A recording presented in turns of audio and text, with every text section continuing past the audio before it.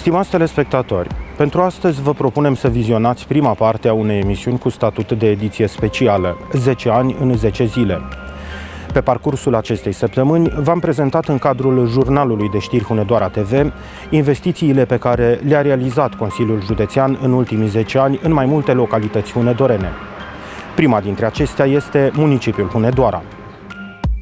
Consiliile județene din România au fost înființate în 1992, unul dintre primii pași făcuți în România după Revoluția din decembrie 1989 în organizarea administrației publice la nivel local. Conform prevederilor legale în vigoare, Consiliul Județean este autoritatea administrației publice locale constituită la nivel județean pentru coordonarea activității consiliilor comunale, orășenești și municipale în vederea realizării serviciilor publice de interes județean. Instituția, care poate fi denumită și Parlamentul unui județ, este compusă din consilieri județeni, aleși prin vot universal, egal, direct, secret și liber exprimat în condițiile legii. De asemenea, Consiliul Județean, ales în conformitate cu prevederile legii, se completează cu președintele Consiliului Județean, care are drept de vot și conduce ședințele acestuia. Președintele Consiliului Județean Hunedoara este din 2004, deci de 10 ani, Mircea Ioan Moloț, reprezentant al Partidului Național Liberal. Ca orice instituție, Consiliul Județean are mai multe atribuții stabilite prin lege. Printre cele mai importante atribuții ale Consiliului Județean sunt cele legate de dezvoltarea economico-socială și gestionarea patrimoniului județului. Județul Hunedoara este compus din 69 de unități administrativ-teritoriale, respectiv 7 municipii, 7 orașe și 55 de comune. Conform atribuțiilor sale legale, Consiliul Județean Hunedoara a alocat pentru fiecare dintre aceste localități sume pentru dezvoltare sau a făcut investiții directe. Municipiul Hunedoara, considerată cea mai mare localitate a județului până la recensământul din 2011, a beneficiat în ultimii 10 ani de multe investiții realizate de către Consiliul Județean Hunedoara.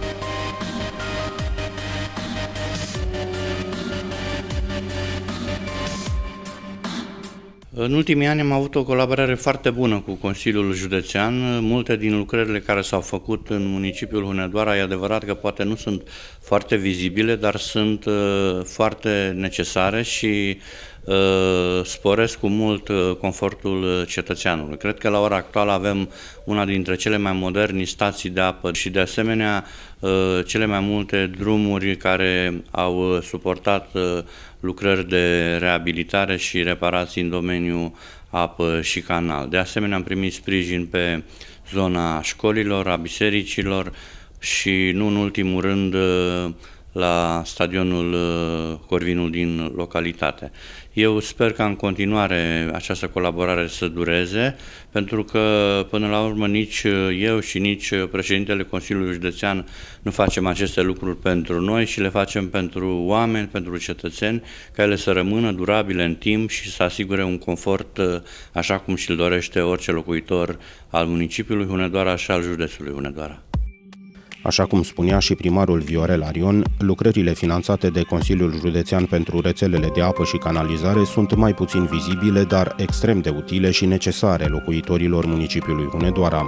Astfel, pe programul ISPA până în 2012, Consiliul Județean, prin operatorul autorizat APAPROD, care se află în subordinea sa, a alocat sume importante pentru aceste rețele din municipiul Hunedoara.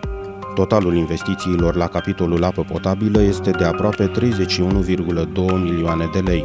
Aici incluzându-se nu doar rețelele propriu-zise care au fost reabilitate pe circa 50 de străzi din municipiu, ci și uzine noi de apă care cuprind captarea din râul Bărbat, stația de tratare a apei pe dealul Sânt Petru și 3 rezervoare în zonele Sânt Petru, Ciuperca și Chizid 2.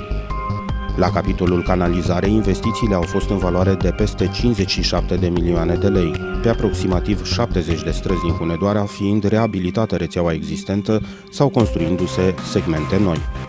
În ce privește canalizarea, mai trebuie spus că prin fonduri de la Consiliul Județean, tot pe programul ISPA, s-au mai realizat un colector principal, 2 bazine de retenție, 2 stații de pompare a apelor uzate și o cameră de separație.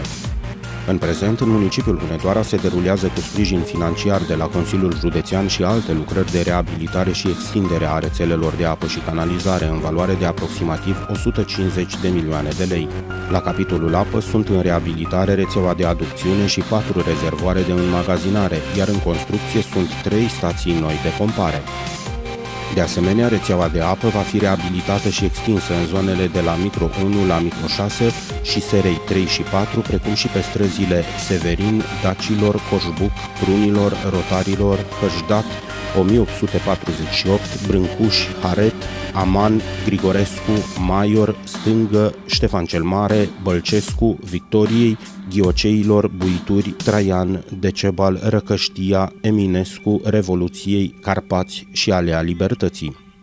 În ceea ce privește canalizarea, sunt în lucru extinderea colectorului dinspre Sfântul Halm, reconstruirea stației de epurare, amenajarea platformei pentru depozitarea nămolului și construirea de 5 stații noi de pompare a apelor uzate.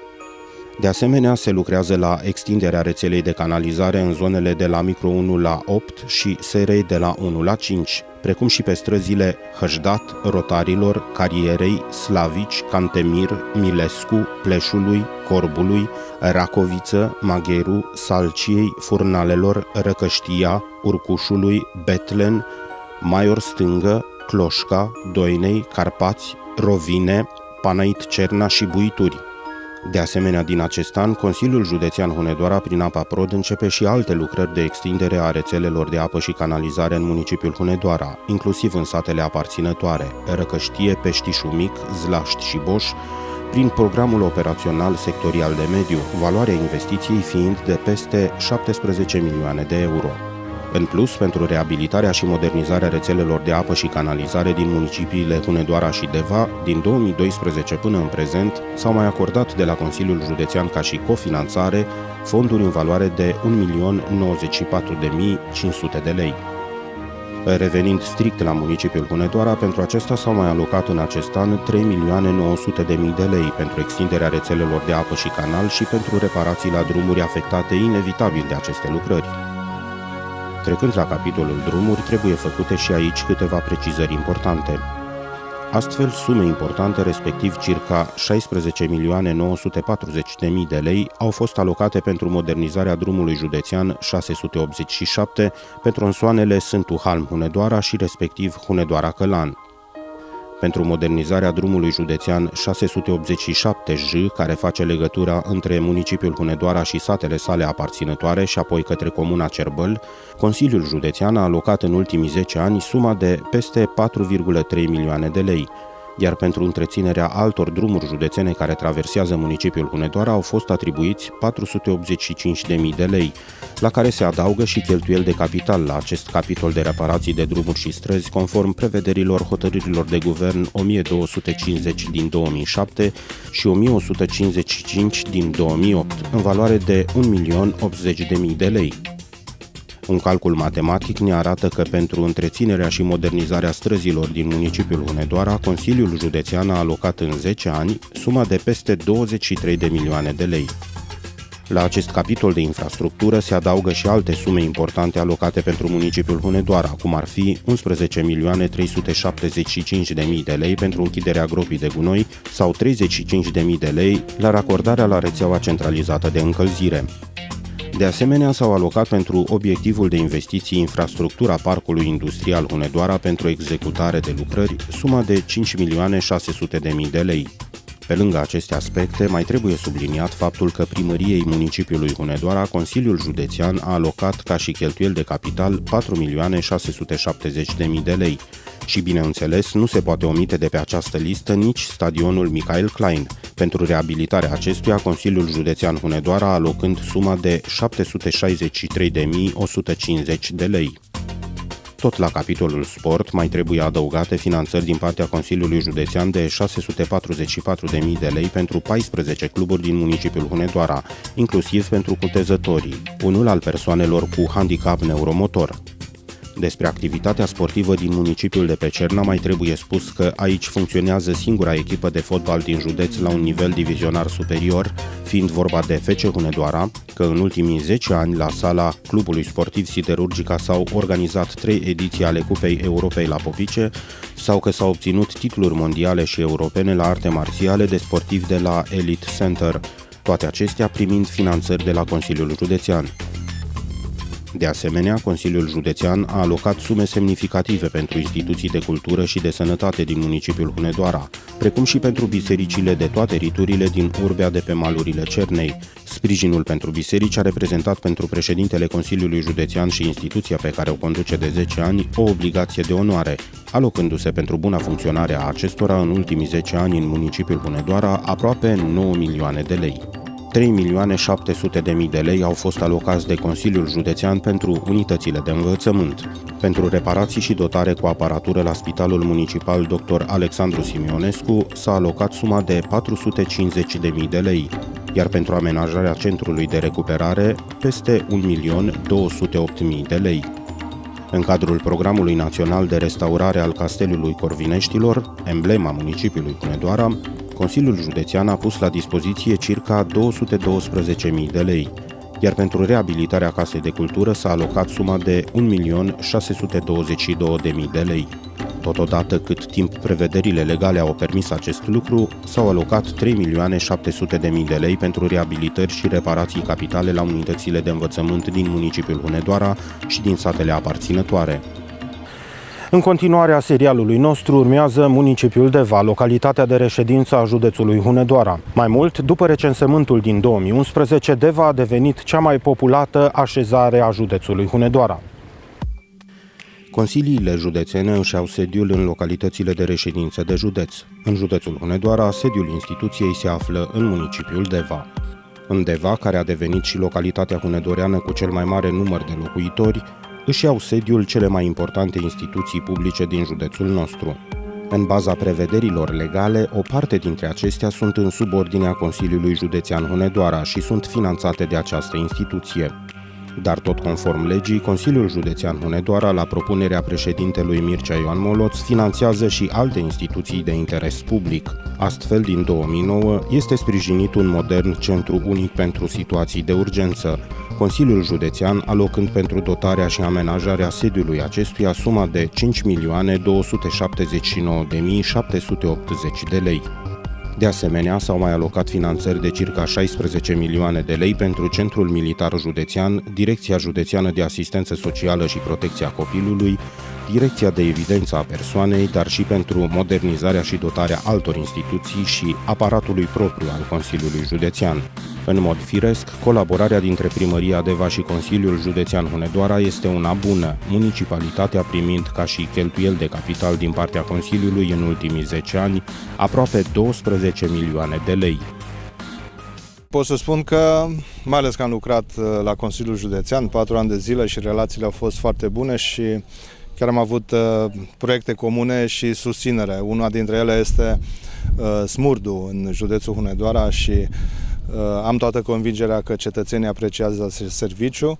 A fost inițiativa mea, susținerea necondiționată a președintelui Ioan Mircea Moloț, a consilierilor județeni și până la urmă este o acțiune, o activitate normală, zic eu, pentru zona noastră, pentru județul Hunedoara. Apoi sunt și au fost câteva proiecte comune și susținere pentru municipiul Deva. Avem în perspectivă pe fonduri europene să dezvoltăm o zonă de agrement între Deva și Hunedoara, dacă nu chiar în Deva. Pe lângă cele menționate de primarul Devei, între cele două instituții sunt în derulare mai multe proiecte comune. Consiliul Județean Hunedoara, la propunerile conform legii făcute de președintele instituției, liberalul Mircea Ioan Moloț, alocând sume pentru buna derulare a acestora. Dintre aceste proiecte putem enumera reabilitarea dealului cetății, înființarea unui aeroport, amenajarea unui centru de informare turistică sau sprijinirea unor asociații. Consiliul Județean Hunedoara, Parlamentul județului, alocând pentru acestea peste 1,8 milioane de lei. Se poate vedea colaborarea cu serviciile din subordinea Consiliului Județean, biblioteca, apoi unde facem o monografie care va fi de succes pentru că colaborează și sunt implicați profesori, arhiviști și va fi o monografie lăudabilă. Apoi nu mai spunem de relația dintre Centrul Cultural Drăgan Munteanu, teatru pe anumite evenimente culturale. Una din este apreciată la nivel național de ambasadori care au fost aici, de principiile Radu a României, Opera Nights. De la acest capitol, strâns legat de turism, principalul mod de a promova județul, nu poate lipsi Muzeul Civilizației Dacice și Romane din Deva, dar și instituțiile din domeniul cultural. Pentru muzeu, Consiliul Județean a alocat în ultimul deceniu 8.369.580 de lei, acești bani fiind direcționați către reparații, amenajări interioare, consolidarea clădirilor sau studii de fezabilitate. 19.311.370 de lei a alocat Consiliul Județean în ultimul deceniu pentru instituții de cultură din Deva. Tot aici merită a fi menționate și sumele alocate de Consiliul Județean pentru activitățile culturale din Deva, în valoare de peste 19 milioane de lei. Nu se poate trece peste capitolul cultură fără a aminti de înființarea ansamblului folcloric profesionist Drăgan Muntean din subordinea Consiliului Județean, a cărui lansare oficială va avea loc la Deva pe 16 mai. Bineînțeles că pentru municipiul Deva s-au alocat din partea Consiliului Județean și alte sume importante pentru diverse domenii de activitate. Așa cum se știe, spitalul din Deva este finanțat de Consiliul Județean. În ultimii 10 ani, de când în fruntea instituției este Mircea Ioan Moloț, alocând finanțări pentru buna desfășurare a activității sale. Spitalul Județean din Deva s-a modernizat mult din 2004 încoace, beneficiind printre altele de ambulatoriu integrat nou, de o unitate de primire a urgențelor reabilitată sau de un computer tomograf de ultimă generație, în prezent construindu-se și o aripă nouă pentru această unitate medicală. Consiliul Județean Hunedoara a alocat pentru dotarea și modernizarea spitalului din Deva 25.621.010 lei. De asemenea, tot la capitolul sănătate se mai pot nota și alte finanțări ale Consiliului Județean la Serviciul Județean de Ambulanță și la Filiala Județeană de Cruce Roșie, ambele având sediul în Deva în valoare de 772.590 de lei. Un calcul simplu ne arată că pentru sănătate, în Deva, au fost alocați de către Consiliul Județean peste 26,3 milioane de lei. Sănătatea este strâns legată de tineret, iar Consiliul Județean a ajutat și școlile din reședința de județ. Astfel, atâta vreme cât prevederile legale permiteau, Consiliul Județean a sprijinit financiar și unitățile de învățământ din Deva, între 2004 și 2008, asigurând pentru întreținerea și modernizarea acestora circa 6 milioane de lei. Pentru a-și respecta statutul de reședință de județ, Deva trebuie să aibă pe lângă instituții moderne și o rețea de infrastructură bine pusă la punct. Consiliul Județean a alocat în ultimii 10 ani peste 9 milioane de lei modernizării drumului județean 687, care face legătura între cele două mari localități ale județului nostru, Deva și Hunedoara. Totodată, pentru rețeaua de termoficare a Devei, Consiliul Județean Hunedoara a pus la dispoziție peste 5 milioane de lei, investițiile în infrastructură neoprindu-se aici. 172.933.198,48 lei alocă Consiliul Județean pentru extinderea și reabilitarea rețelelor de apă și canalizare din Deva. Bunăoară, pentru dotarea operatorului autorizat în domeniu, SC Apa Prod, Consiliul Județean a alocat 110.000 de lei, iar pentru reabilitarea și modernizarea rețelelor de alimentare de apă și canalizare, 694.330 de lei ca și cofinanțare.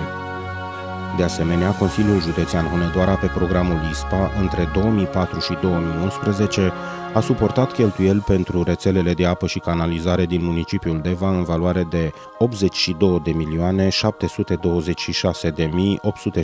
de lei. Mai mult, la ora actuală, unele lucrări la rețelele de apă și canalizare din municipiul Deva sunt în curs de desfășurare, iar altele vor începe în perioada imediat următoare. cu serviciul din subordinea Consiliului Județean, APAPROD-ul, care s-a câștigat anul acesta licitația. Încep lucrările în luna mai anul acesta, în viile noi, pe strada Vulcan, în zona Zăvoi, în Sfântul Halm.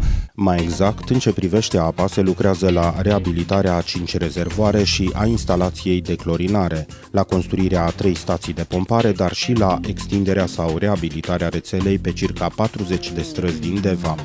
În ce privește canalizarea, vor fi reconstruite stațiile de epurare din reședința de județ, iar rețeaua va fi reabilitată și extinsă tot pe aproximativ 40 de străzi din municipiul Deva și din satul aparținător Sfântul Halm. Valoarea acestor investiții în rețele de apă și canalizare este de 173 de milioane de lei.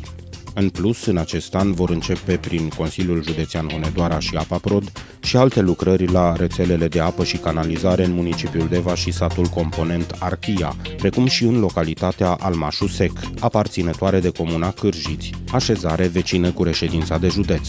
Valoarea acestora fiind de 10.542.660 de euro, termenul de finalizare al acestora fiind prevăzut până în 2020. La acest capitol al infrastructurii mai trebuie adăugat un element extrem de important pentru locuitorii Devei.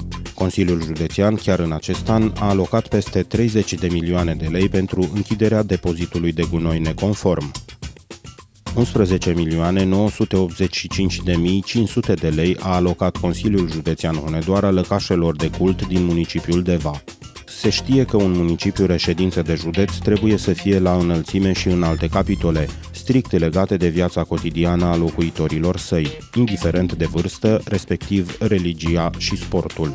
Înființarea Episcopiei Devei și Hunedoarei s-a datorat într-o măsură semnificativă și conducerii Consiliului Județean, în fruntea căruia se află liberalul Mircea Ioan Moloț. Este bine știut că în aceste vremuri de restriște, biserica reprezintă un suport moral pentru toți creștinii, indiferent de religia pe care o îmbrățișează. În acest context, trebuie subliniat că bisericile din municipiul Deva, conform prevederilor legale ce reglementează activitățile consiliilor județene, au primit finanțări în ultimii 10 ani de la Parlamentul Județului aproape 12 milioane de lei, bani distribuiți către lăcașe de cult de rituri recunoscute în România. Iar sportul, chiar dacă este pomenit în încheiere, nu este ultimul pe lista de priorități a Consiliului Județean Hunedoara, instituția alocând în ultimii 10 ani acestui domeniu de activitate peste 6,5 milioane de lei pentru 15 ramuri. Toată lumea știe că Deva este capitala mondială a gimnasticii. Chiar dacă nu mai avem lotul de senioare aici, echipa națională care participă în aceste zile la campionatul mondial de la Sofia este compusă din fete care s-au format la Deva. GIP Deva, la futsal, a fost multiplă campioană națională și câștigătoare a Cupei României. CSM Cetate evoluează în prima ligă de handbal feminin, iar alți sportivi din municipiul de reședință al județului Hunedoara, din atletism, șah, arte marțiale sau culturism, au obținut rezultate deosebite.